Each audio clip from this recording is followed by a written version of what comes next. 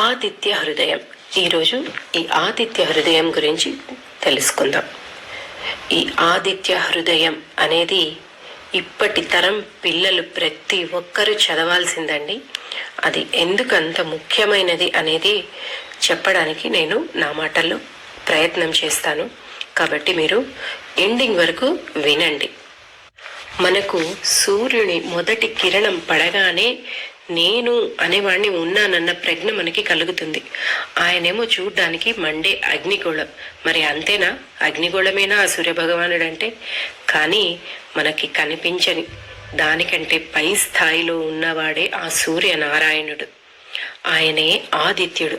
ఆదిత్యుడు అంటే విశ్వవ్యాప్తమైనటువంటి విష్ణు చైతన్యం. అదే దీనిలో ఉన్న రహస్యం. సూర్య భగవానుని మనం సూర్యనారాయణుడు అని కూడా పిలుస్తాం. స్వయాన ఆ నారాయణుడి స్వరూపమే సూర్య భగవానుడు. పంచదేవతలలో ఒకరైన వారు. పంచదేవతలంటే ఎవరు? విష్ణువు, శివుడు, దేవి, మహాగణపతి మరియు సూర్య భగవానుడు.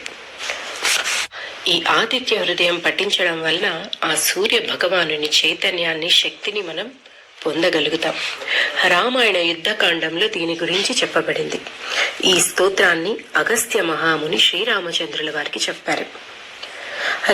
రావణ యుద్ధం జరుగుతున్న సమయం అది. ఎన్నో రోజుల యుద్ధం తర్వాత ఆఖరికి రాముడు రావణుణ్ణి యుద్ధంలో బాగా గాయపరిచారనమాట. ఆ భీకర యుద్ధం తర్వాత రావణాసురుడు చాలా బలహీనపడ్డాడు. ఎన్నో గాయాలతో సూర్యాస్తమయానికి భవనానికి తిరిగి వెళ్ళిపోయాడు. అప్పుడు రావణుడు చాలా బలహీనపడ్డాడు కాబట్టి ఓటమిని ఒప్పుకుంటాడు అని అనుకుంటాడు. కానీ మరుసటి రోజు రావణాసురుడు మరింత బలంతో, మరింత ఉత్సాహంతో యుద్ధానికి వస్తాడు. మరి రావణాసురుని బలం గురించి మనము ఇంతకు ముందు శ్రీనివాస దివ్యానుగ్రహ హోమం గురించి చెప్పుకున్నప్పుడు వివరంగా తెలుసుకున్నాం. అవునండి. అలా ఉత్సాహంగా వచ్చిన రావణాసురుణ్ణి చూసి రాముడు ఎంతో నిరుత్సాహపడిపోతాడు. ఇదేంటి, మళ్ళీ యుద్ధం చేయాలా, ఇలా ఎన్ని రోజులు చేయాలి అనుకుంటూ చాలా నిరాశ చెందుతాడనమాట. మరి పై లోకాలలో దేవతలందరూ వీరి యుద్ధాన్ని వీక్షిస్తూ ఉంటారు. ఆ దేవతలలో అగస్త్య మహాముని కూడా ఒకరు. అలా నిరాశ చెందిన శ్రీరామచంద్రుని చూడగానే అగస్త్యుడు యుద్ధ భూమికి వస్తాడు. మరి అలా వచ్చి అగస్త్య మహాముని శ్రీరామచంద్రుణ్ణి ఉత్సాహపరచడానికి, శక్తిని పెంపొందించుకోవడానికి ఈ ఆదిత్య హృదయాన్ని శ్రీరామచంద్రుడికి చెప్పి పఠించమని చెప్తారనమాట. అప్పుడు శ్రీరామచంద్రుడు ఈ ఆదిత్య హృదయాన్ని పఠించగానే ఆయనలోని నిరుత్సాహం తగ్గి ఉత్సాహంతో మళ్ళీ యుద్ధానికి వెళ్ళి రావణాసురుణ్ణి సంహరిస్తాడు. మరి ఇప్పుడు ఇక్కడ మనం తెలుసుకోవాల్సింది ఏమంటే, ఇక్కడ ఏం చెప్పారు? శ్రీరామచంద్రుడు నిరుత్సాహపడ్డాడు, నిరాశ చెందాడు, డిప్రెషన్ కి లోనయ్యాడు అని చెప్తున్నారు. మరి ఆయన భగవంతుడు కదా, ఆయనకేంటిది అంటారా? ఇక్కడ మనం గమనించాల్సింది ఒకటి ఉందండి. అన్ని అవతారాలలోనూ శ్రీరామచంద్రుని అవతారం మానవ రూపంలో వచ్చిన అవతారం. కాబట్టి మానవులకు ఎటువంటి బాధలు, కష్టాలు ఉంటాయో అవన్నీ ఆ భగవంతుడు కూడా అనుభవించాలి. కాబట్టి ఆ సమయానికి ఆ శ్రీరామచంద్రుడు నిరుత్సాహపడ్డాడు. ఇక్కడ మనం తెలుసుకోవాల్సింది ఏమంటే, మన పిల్లలు, ఇప్పుడు ఈ జనరేషన్ పిల్లలకి చదువులు, వాటి వల్ల వచ్చే టెన్షన్స్, ప్రెషర్, ఇదన్నీ మనకు తెలిసిందే కదండి. వాళ్ళు ఎంత చదివినా 90% వాళ్ళు తెచ్చినా కూడా తల్లిదండ్రులు సాటిస్ఫై అవ్వరు. ఇంకా ఇంకా ఇంకా అంటుంటారు. ఆ ప్రెషర్తో వాళ్ళు చాలా డిప్రెషన్కి లోనవుతూ ఉంటారనమాట. వాళ్ళు అలా డిప్రెషన్లో ఉండటం వల్ల ఎప్పుడైనా తక్కువ మార్కులు తెచ్చినా వాళ్ళని తిట్టకుండా, ఓకే ఈసారి ఇలా అయ్యింది, నెక్స్ట్ టైం ఇంకా బాగా చేయగలవు నువ్వు అని మనం ప్రోత్సహించామనుకోండి, వాళ్ళు తప్పకుండా తెచ్చుకుంటారు. అలా కాకుండా ఏంటి నువ్వు ఇంత తక్కువ తెచ్చుకున్నావు, వాళ్ళని చూడు వీళ్ళని చూడు అని కంపేర్ చేశామనుకోండి, వాళ్ళు దేన్ని సాధించలేరు సరిగదా, డిప్రెషన్లో మునిగిపోతారు వాళ్ళు. అలా డిప్రెషన్లో మునిగిన రాముణ్ణి ఎలాగైతే ఆదిత్య హృదయంతో మళ్ళీ ఉత్సాహపరిచారో, అలాగే ఇప్పటి స్టూడెంట్స్కి, విద్యార్థులకి ఈ ఆదిత్య హృదయం పఠించడం వల్ల వాళ్ళకున్న డిప్రెషన్ తగ్గి ఉత్సాహవంతులై తిరిగి వాళ్ళు బాగా చదువుతారు. వాళ్ళ ఆరోగ్యం కూడా ఎంతో మెరుగుపడుతుంది. మరియు ఈ ఆదిత్య హృదయంలో ప్రతి మాటకి ఒక రహస్యమైన అర్థం ఉంది. దాన్ని వివరించుకుంటూ అది ఎలాగా ఈనాటి పిల్లలకి ఉపయోగపడుతుంది అనేది తెలుసుకుందాం. ఈ ఆదిత్య హృదయంలో మొదటి 2 శ్లోకాలు అగస్త్యుడు రాముడి దగ్గరికి రావడం వివరించబడి ఉంటుంది. 3 నుంచి 5 శ్లోకాలలో ఆదిత్య హృదయం చదవడం వల్ల కలిగే లాభాల గురించి ఉంటుంది. 6 నుంచి 15 శ్లోకాలలో సూర్యనారాయణుడు మరెవరూ కాదు, బయటకు కనిపించే మన ఆత్మస్వరూపం అని వివరించబడి ఉంటుంది. 16 నుంచి 20వ శ్లోకం వరకు ఆయన మంత్ర జపం ఎలా చేయాలి అని వివరించి ఉంటుంది. 21 నుండి 25 శ్లోకాల వరకు సూర్య భగవానుని స్తుతించడం. 26 నుంచి 30వ శ్లోకం వరకు ఆదిత్య హృదయాన్ని ఎలా పారాయణం చేయాలి, ఆ శ్రీరాముడు దీన్ని పారాయణం చేయడం వల్ల కలిగిన విజయం గురించి ఉంటుంది. ఇందులో ఇంకొక ప్రత్యేకత ఏంటంటే 7 నుంచి 21 శ్లోకాలలో మనము 108 నామాలని జపిస్తామన్నమాట. ఆ సూర్య భగవానుడి నామాలని. తతో యుద్ధ పరిశ్రాంతం సమరే చింతయా స్థితం రావణం జాగ్రతో దృష్ట్వా యుద్ధాయ సముపస్థితం. యుద్ధరంగంలో అలిసిపోయిన శ్రీరామచంద్రుడు నైరాశ్యంతో బాధపడుతున్నాడు. అంతలో ఆ రావణాసురుడు ఉత్సాహంతో యుద్ధం చేయడానికి ఆ శ్రీరామచంద్రుడి ఎదుటకు వచ్చాడు. శ్రీరామచంద్రుడు మనం అనుకున్నట్టుగా మానవ జన్మ కాబట్టి భగవంతుడికైనా నైరాశ్యం తప్పలేదు.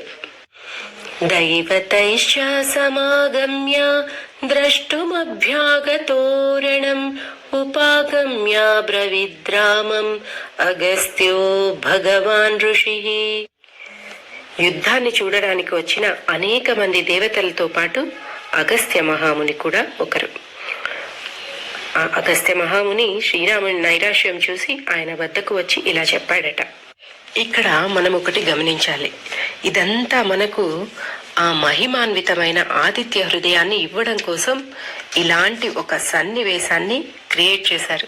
ఎలాగంటే మనకి భగవద్గీత ఎలా వచ్చిందండి, కురుక్షేత్రంలో శ్రీకృష్ణుడు అర్జునుడికి చెప్పడం ద్వారా అక్కడ కూడా అలాంటి సన్నివేశాన్ని ఒకటి రప్పించి మనకు ఇలాంటి అద్భుతమైన మహిమాన్వితమైన శ్లోకాలను ఇవ్వడం జరుగుతుంది. అది కూడా గమనించారా? అక్కడ యుద్ధమే, ఇక్కడ యుద్ధమే.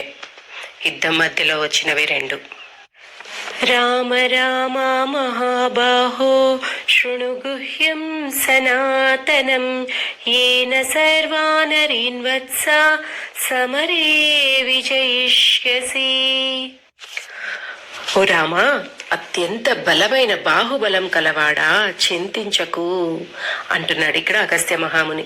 ఇక్కడ బలమైన బాహుబలం అంటే మహాబాహో అని పిలుస్తున్నాడు. అంటే ఇక్కడ ఆయన్ని ఉత్సాహపరిచేయడానికి నువ్వు మహాబలవంతుడివి అని గుర్తు చేస్తున్నాడు. ఇక్కడ మనం అప్పుడే చెప్పుకున్నట్టుగా పిల్లల పరీక్షలో ఎగ్జామ్స్లో మార్క్స్ తక్కువయ్యాయి అనుకోండి, నెక్స్ట్ ఎగ్జామ్లో బాగా చెయ్యి, నువ్వు చేయగలుగుతావని పొగిడితే ఎలా ఉంటుంది? లేకుంటే నువ్వు టీవీ చూస్తూ మొబైల్ చూసుకుంటూ మార్క్స్ తక్కువ చేసుకుంటున్నావు, సరిగ్గా చదవటం లేదు అని తిట్టి వాళ్ళని నిరుత్సాహపరిచామనుకోండి, నెక్స్ట్ ఎగ్జామ్కి ఇంకా తక్కువ మార్కులు తెచ్చుకుంటారు. అలాగే నువ్వు చెయ్యగలవు, నువ్వు చేస్తావు అని ప్రోత్సహిస్తే వాళ్ళకి ఆ ప్రోత్సాహంతో చక్కగా చేస్తారు. అలాగే ఇక్కడ అగస్త్య మహాముని శ్రీరామచంద్రుడిని కూడా నువ్వు సామాన్యుడివి కాదు, మహాబలవంతుడివి, మహాబాహో అని ఉత్సాహపరుస్తున్నారనమాట. అలా ఉత్సాహపరుస్తూ సనాతనమైన మరియు అతి రహస్యమైన అతి శక్తివంతమైన ఒక స్తోత్రాన్ని నీకు చెప్తాను, విను. దీన్ని పఠించడం వల్ల నీకు ఎలాంటి కష్టతరమైన యుద్ధమైనా సరే విజయాన్ని సాధిస్తావు అని చెప్తారనమాట. ఇక్కడ అతి రహస్యమైన అతి శక్తివంతమైన అని చెప్తున్నారు అగస్త్య మహాముని. రహస్యం అంటే ఏంటండి? ఇక్కడ రహస్యం అంటే అక్కడ సీక్రెట్ కాదండి. మనకి ఈ దైవ సాహిత్యంలో ఎప్పుడు కానీ రహస్యం అనే పదాన్ని వాడారంటే దాని అర్థం ఈ స్తోత్రంలో ఒక నిగూఢ అర్థం కూడా ఉంది అని అర్థం. అంటే ఇన్నర్ మీనింగ్, అవుటర్ మీనింగ్ కాకుండా ఒక ఇన్నర్ మీనింగ్ కూడా ఉంది అని అర్థం. అది మనం తెలుసుకోవాలి, తప్పకుండా తెలుసుకోవాలి. ఈ రహస్యం అనే వర్డ్ ఎక్కడ వచ్చినా దాని యొక్క మీనింగ్ అదండి. ఆదిత్య హృదయం పుణ్యం సర్వశత్రు వినాశనం జయవహం జపే నిత్యం అక్షయం పరమం శివం. ఆదిత్య హృదయం అనే ఈ స్తోత్రం చాలా పవిత్రం, అంతేకాకుండా శక్తివంతమైనది. దీన్ని నిత్యం జపించడం వల్ల అన్ని విధాలైన కష్టాలు తొలగుతాయి, అన్ని విజయాలను అక్షయ పాత్రలాగా అక్షయంగా ప్రసాదిస్తుంది అని చెప్తున్నారు. ఇక్కడ సర్వశత్రు వినాశనం అనుంది అంటే అని చెప్తున్నారు. ఇక్కడ సర్వశత్రు వినాశనం అనుంది అంటే మన శత్రువులందరినీ వినాశనం చేసేస్తుంది అని ఒక అర్థమైతే, ఇంకొక అర్థం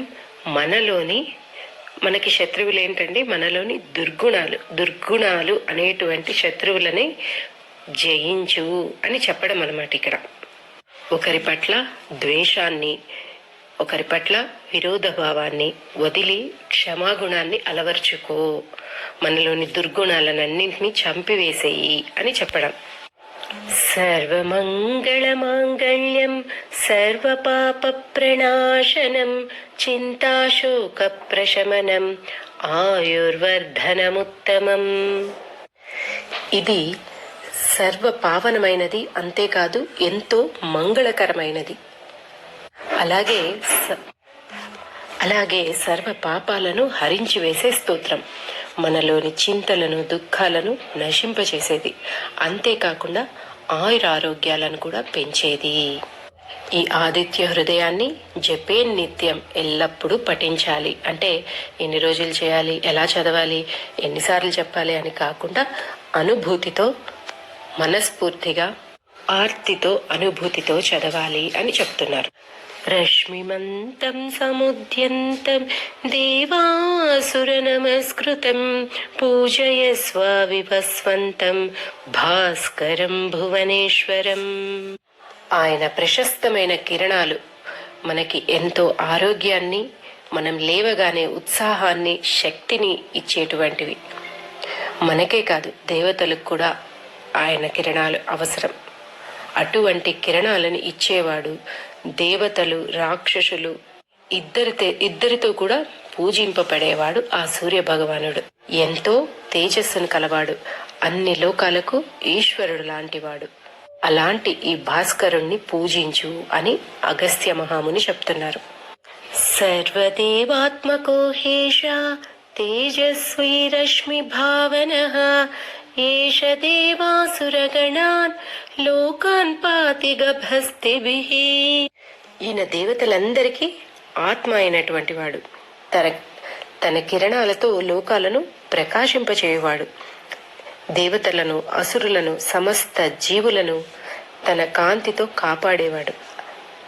మళ్ళీ ఇక్కడ మనకు ఒక డౌట్ వస్తుంది, అదేంటి రాక్షసులను కూడా కాపాడుతాడా అంటే, ఇక్కడ కూడా రాక్షసులు అంటే మనలోని దుర్గుణాలు అని గుర్తించాలి. ఆయన ఏ భేదభావం లేకుండా, అంటే నువ్వు బీదవాడివి నీకు కొంచెమే ఇస్తాను, నువ్వు ధనవంతుడివి నీకు చాలా ఇస్తాను అనకుండా ఆయన శక్తివంతమైన కిరణాలను అందరిపైన ఒకేలాగా ప్రసరింపజేస్తాడు.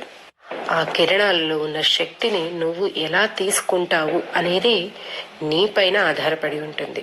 అంటే ఒక విత్తనం భూమిలో పడింది అనుకోండి, దానిపైన ఆదిత్యుని కిరణాలు పడ్డాయంటే అది మొలకై ముక్కై మొలుస్తుంది. అదే విత్తనం ఒక బండరాయి కింద పడింది అనుకోండి, ఆ బండరాయి పైన ఎంతసేపు సూర్యకిరణాలు పడ్డా కూడా ఆ విత్తనం మొలకెత్తలేదన్నమాట.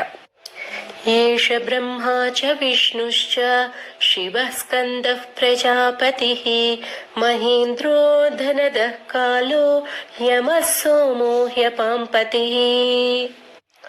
బ్రహ్మ, విష్ణు, శివుడు, కుమారస్వామి, ప్రజాపతి, ఇంద్రుడు, యముడు, చంద్రుడు, వరుణుడు అన్నీ ఈ ఆదిత్యుడే అని చెప్తున్నారు. పితరో వసవసాధ్య హ్యశ్విన్యో మరుతో మనుః వాయుర్వహ్నిః ప్రజా ప్రాణః ఋతుకర్తా ప్రభాకరః. పితృదేవతలు వసువులు, సాధ్యులు, అశ్విని దేవతలు, మరుత్తులు, మనువులు, వాయువు, అగ్ని అందరూ ఆయన స్వరూపాలే. ప్రజలందరికీ ప్రాణభూతుడు అయినటువంటి వాడు. 6 ఋతువులకు కారణభూతుడు ఈ ప్రభాకరుడే. ఆదిత్య సవితా సూర్య ఖగః పూషా గభస్తిమాన్ సువర్ణ సదృశో భాను హిరణ్యరేతా దివాకరః. ఈ జగత్ సృష్టికి అంతటికి కారణభూతుడైన వాడు, లోకోపకారం కొరకు ఆకాశాన విహరించేవాడు, వర్షం ద్వారా లోకాన్ని పోషించేవాడు, సువర్ణ వర్ణంతో తేజస్సుతో అద్భుతంగా ప్రకాశించేవాడు, చీకటిని ప్రాలదులేవాడు ఈ ఆదిత్యుడు. హరితశ్వ సహస్రార్చిః సప్త సప్తిర్మరీచిమాన్ తిమిరోన్మథన శంభుః త్వష్టా మార్తాండ అంశుమాన్. సూర్య భగవానుడు హరితవర్ణం కలిగిన 7 గుర్రాలను కలిగినటువంటి రథంలో ప్రయాణించేవాడు. తన సహస్ర కిరణాలతో తిమిరాన్ని నశింపచేయనటువంటి వాడు, సుఖాలను ప్రసాదించేవాడు, సర్వ సంహారకుడు.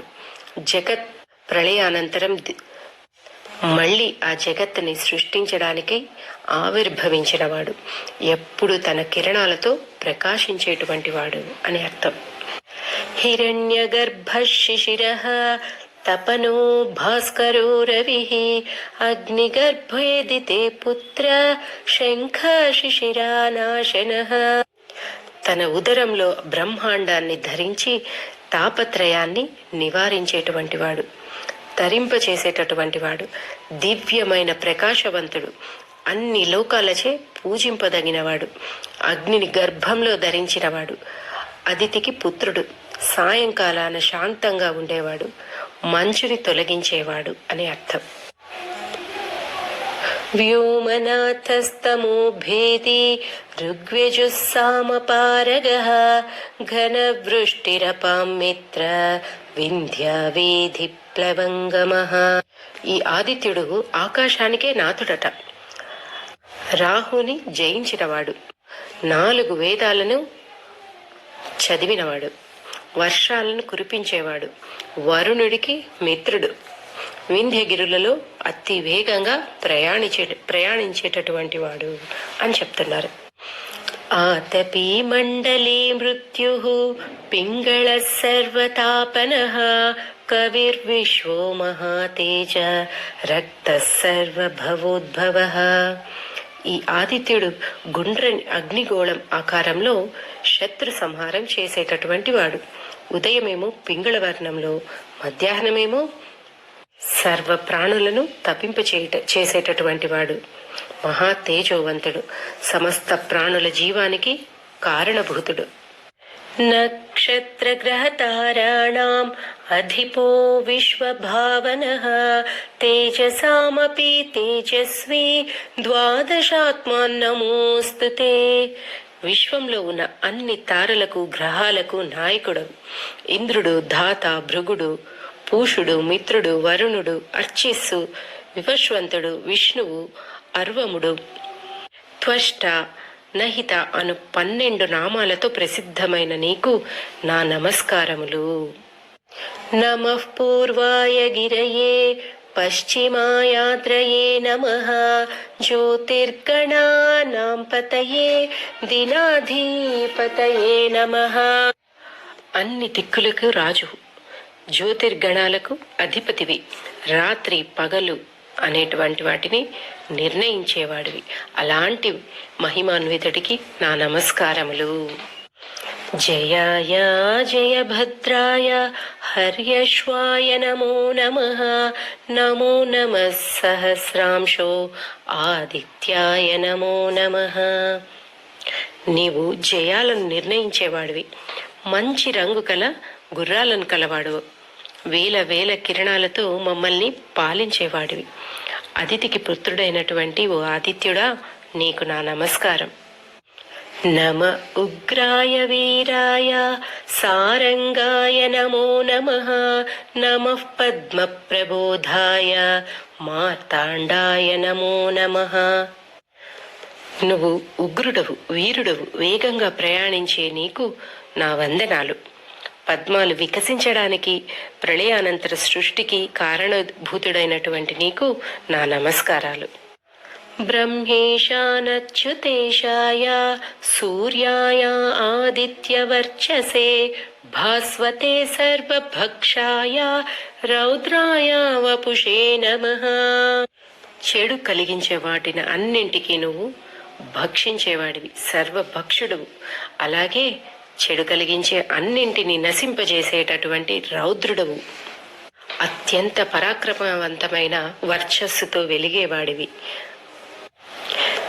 తమోఘ్నాయ హిమఘ్నాయ శత్రుఘ్నాయామితాత్మనే కృతఘ్నఘ్నాయ దేవాయ జ్యోతిషాం పతయే నమః. చీకటిని ప్రాలద్రోలేవాడివి, అలాగే మంచుని నశింపచేసేటటువంటి వాడివి. మాలోని జడత్వాన్ని అంటే లేజినెస్ అండి, దాన్ని తొలగించి మనకు ఉత్సాహాన్ని కలిగించేవాడు అని అర్థం. తప్తచామీకరాభాయ వన్హయే విశ్వకర్మణే నమస్తమోభినిఘ్నాయ రవయే లోకసాక్షిణే. నాశయత్యేష వైభూతం తదేవ సృజతి ప్రభుః పాయత్యేష తపత్యేష వర్షత్యేష గభస్తిభిః ఏష సుప్తేషు జాగర్తే భూతేషు పరినిష్ఠితః ఏష ఏవాగ్నిహోత్రం చ ఫలం చైవాగ్నిహోత్రిణాం వేదాశ్చ క్రతవశ్చైవ క్రతూనాం ఫలమేవ చ యాని కృత్యాని లోకేషు సర్వ ఏష రవిప్రభుః. ఓ రామా, కష్టాలలో ఉన్నప్పుడు ఈ ఆదిత్య హృదయాన్ని పఠిస్తే అవన్నీ తొలగిపోతాయి. ఈ ఆదిత్య హృదయాన్ని 3 సార్లు జపిస్తే నీకు తప్పకుండా విజయం కలుగుతుంది అని అగస్త్యుడు శ్రీరామచంద్రులతో చెప్తారనమాట. అప్పుడు ఆయన ద్వారా ఆదిత్య హృదయం యొక్క మహిమను గ్రహించిన శ్రీరామచంద్రుడు శుచి అయి ఆచమనం చేసి 3 సార్లు ఆదిత్య హృదయాన్ని జపించి ఆ ధనువుని తీసుకుని రావణాసురుణ్ణి చంపాలన్న ఉత్సాహంతో యుద్ధానికి వెళ్లి ఆయనను సంహరిస్తాడు. ఈ విధంగా ఆ ఆదిత్యుని ఆశీస్సుల ఫలితంగా రాముడు యుద్ధంలో జయిస్తాడనమాట. ఈ అద్భుత భావనతో మనము ఈ ఆదిత్య హృదయాన్ని పఠిస్తే మనం మన జీవనంలో కూడా అద్భుతాలను చూడొచ్చు. దీన్ని పఠించడం వలన ఆ సూర్య భగవానుని శక్తిని మనలో జాగృతం చేయవచ్చు, మనలో ఉన్న ఆయన శక్తిని జాగృతం చేయవచ్చు. అంటే మనలోని చైతన్యాన్ని ఉత్తేజపరచవచ్చు అని చెప్తున్నారు. అంటే we can derive the full radiance of the sun అన్నమాట. దీన్ని రోజు పఠించడం వల్ల మనకి చాలా మంచి జరుగుతుందండి. అట్లీస్ట్ మనకి రోజు చదవడం కాలేదంటే కనీసం ఆదివారం పూట పగటి పూట చదవడం వల్ల కూడా మనకు ఎంతో మంచి జరుగుతుంది. ఈ ఆదిత్య హృదయం పఠించడం వలన మన శరీరంలోని చక్రాలు యాక్టివేట్ అవుతాయంటండి. ఇది రీసెర్చ్ చేసి మరీ కనుగొనిండే సత్యం.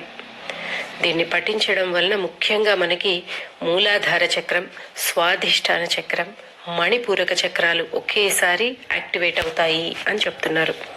అలాగే ఇంకా మనకి హెచ్చరిస్తున్నారు కూడా.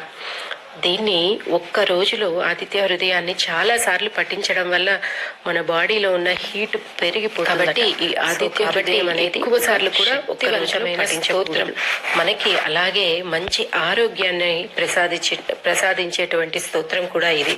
మన ఇమ్యూనిటీ లెవెల్స్ ని కూడా బాగా పెంచుతుంది.